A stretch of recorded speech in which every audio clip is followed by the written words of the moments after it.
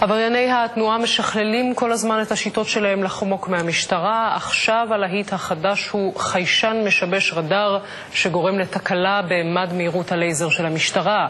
כדי להילחם בתופעה ערכו המשטרה והמכס מבצע משולב נגד המבריחים והנהגים. הכתבה של דנה סומברג.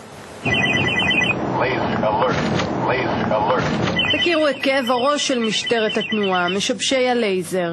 כשהם חולפים על פני מד מהירות הלייזר של המשטרה, התוצאה היא תקלה במכשיר. מערכת דלוקה, אין קריאה של מהירות. כך זה נראה בשטח בניסוי משטרתי כשהחיישן פועל.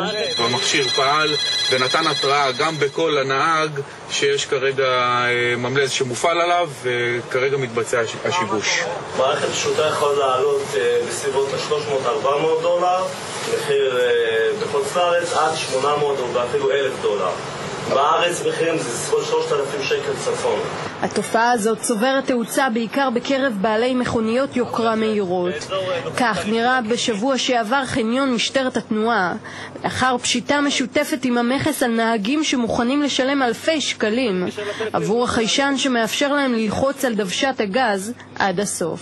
יש כבישים שאתה כן יכול להשתולל. יש לך כבישים פתוחים. מה זה שתולים? אתה שומע מה אתה אומר? תגיד לי, מכונית קורבט שתיסע ב-240 קמ"ש לא מדובר ב-240, אבל אם בן אדם נוסע ב-2-3 בלילה בכביש אחד, שיש לך 5 נתיבים וכביש פתוח, אז מה הבעיה? דוגמה שהוא ייסע. הוא יאבד את השליטה ויהרג ויהרוג משפחה שבדיוק יצא מחתונה.